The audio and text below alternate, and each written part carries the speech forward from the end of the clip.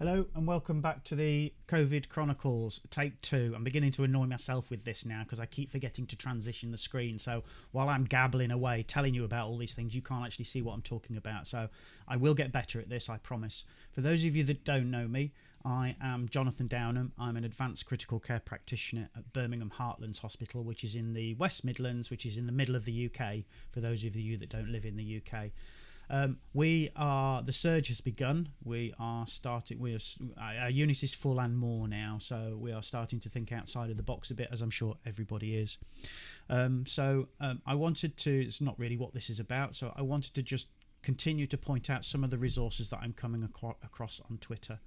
Again, I'm going to say it probably every time, but for those of you not on Twitter, it's a great resource for some of the things that are being produced, so I would recommend that you sign up to Twitter. Don't worry, but you could follow me. So if you go to @CC Practitioner, you'll see a lot of the stuff that I tweet and retweet. And then you can follow those people because there are regular people on Twitter who will tweet regular useful stuff, which you will find very useful. You can also use the hashtag on Twitter. So if you type in hashtag into a search and put COVID-19, that will also, it creates a lot of noise. There's a lot of stuff you probably don't want to see, but it also is very beneficial. So not forgetting to transition. So I'm going to do that now before I forget because I keep forgetting to do it. So there you go. Okay. So the first resource I wanted to point out was by my good friend David Linus. David and I have worked at various conferences. He's a doctor in Northern Ireland.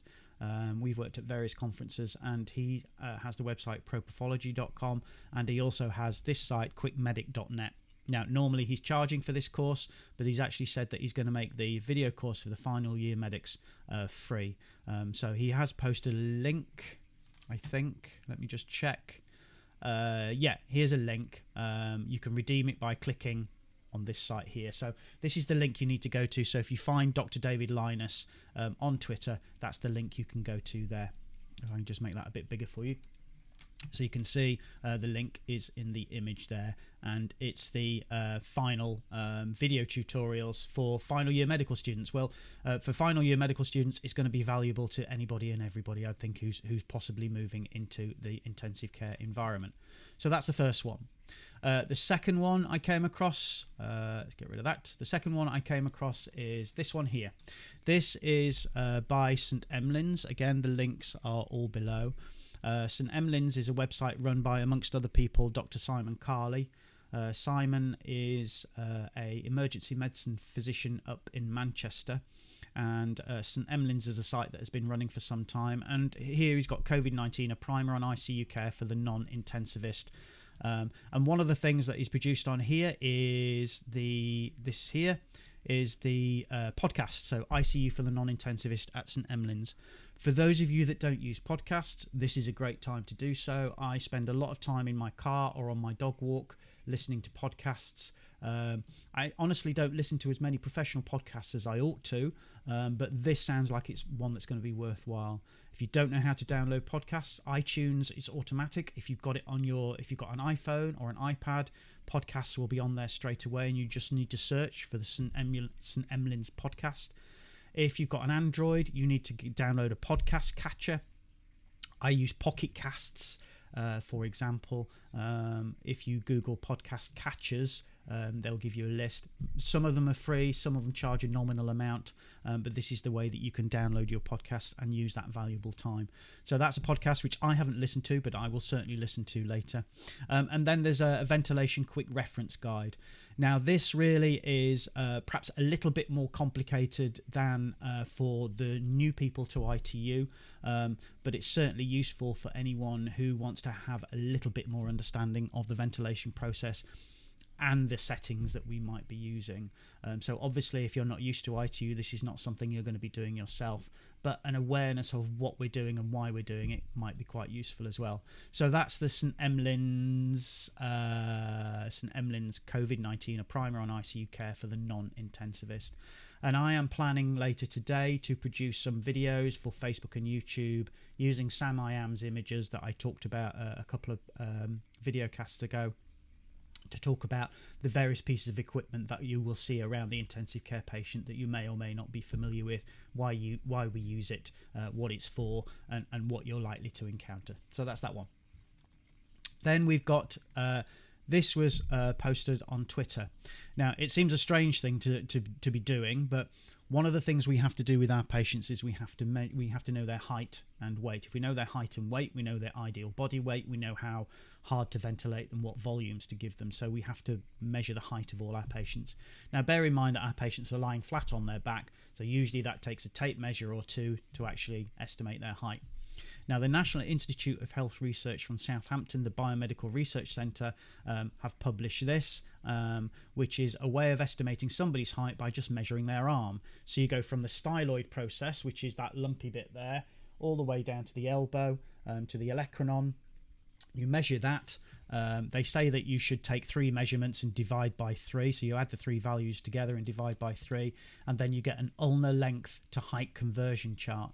So this is perhaps a quite useful way of estimating someone's height. Let me just increase the size of that if I can. Are you going to let me? No, it's not. Okay, let's not worry about it. Oh, there we go. So just so you can see the table there, the estimate. Now, I'm told that this is good for Caucasians. It's not validated necessarily or so accurate for non-Caucasians, but I can't imagine there's going to be a massive difference, and an estimate of their height is really what we want rather than a rigid figure. So if we're 2 or 3 centimeters out, I don't think it's going to make a massive difference to how hard or not we ventilate them. So that's a useful thing. IKEA have offered to provide disposable tape measures to anyone that wants them, and I've got to find that for you now, so bear with me. So Dave Jones sent me the link, so hang on. So it's here. So she's going to get inundated, hopefully. This is the email you need to send it to. You send an email to her including those details below, and they will send you free disposable tape measures. I'm told that they will post them to you as well. I haven't inquired personally, or you can collect them from a store if nearby, but obviously you need to take your staff ID with you when you do. And I know Dave Jones has had a delivery of them, big box of them. Rough number of how many you need, no idea, but that's another useful resource to get free tape measures. And then the last thing is again, the BACCN are releasing Espresso Virtual Education, and one of the ones that's probably the most interesting at the moment is the Preparing to Prone. So prone position in ARDS for beginner sessions. Now let me just see if I can get that video up for you to just quickly see. So this is the video. I'll just mute it and I'll just let it play for a minute somehow. There we go, in the middle. So you can see essentially it's just a lecture. Hang on, shut him up. You might not be able to hear him, but I can. It's just distracting. Be quiet. Okay, so this is a video by Ian Noldrett, who's one of the BACCN committee members, and I think Karin Gerber, who's another member, comes up later on. So that's very, very useful. Now, I've asked them if they wouldn't mind if I could record it and release it as a podcast. So for those of you that just want to listen, and I think you'll probably get just as much value from listening as not, then this would be a useful video. And this is the kind of thing that I was teaching the other day on my Why We Prone video. So let's just get rid of that now. Hang on. So can't move that. There we go. So we'll move that across there. So those are the things that I've pointed you to now. Oh, there's one more thing I wanted to show you as well, and I don't want to depress people with this, but I just found it really, really interesting. So this is the Financial Times coronavirus tracker. Let's get rid of that. And this gives us some very interesting data here. So I'm not sure when this was updated. March the 24th. Today is March the 25th. So this was updated yesterday. And this just shows the pathway that we are heading towards as far as the number of cases we might get. Now this is a graph charting the number of days since the 10th death. So this is the 10th death here down in the bottom corner. And this is the number of cases that you're getting as a consequence of that. Now, if you go to Italy, Italy is now up here. And what's happening is that it says every 3 days. So I think that's the number of cases that are doubling, and it's doubling every 3 days in Italy. The UK are there as well. In fact, our line is slightly above Italy. Spain is above the UK, so it looks like they're having the hardest time at the moment. The US is just under there at the minute, but their line is starting to slope upwards, so it could be that they're heading for a bit of a bad time, and I'm hearing that New York's getting hit quite hard at the moment. China, they're levelling out. Now, China are starting to reduce some of the lockdown measures they've had, so it'd be interesting. I hope it doesn't happen, but it might be that they get a resurge as well. So that's really interesting graphs on there. These are the cities rather than the countries. So you can see here New York right over here. So New York is going up very, very, very steeply, and if you hear the news, you can hear that they're having big problems. London is also on there. Lombardia, which we've heard about in the news many, many times, and obviously Wuhan is over here, which is leveling out. Madrid is also struggling. So it looks like here we've got New York, France, Madrid, Catalonia, so northern Spain, and London. London is almost tracking Lombardia, so potentially London looks like it might have a tough time as well. So these are the numbers. Don't want to depress people with those, but I thought that was an interesting one. Again, the link is down below. Okay, that's me done for now.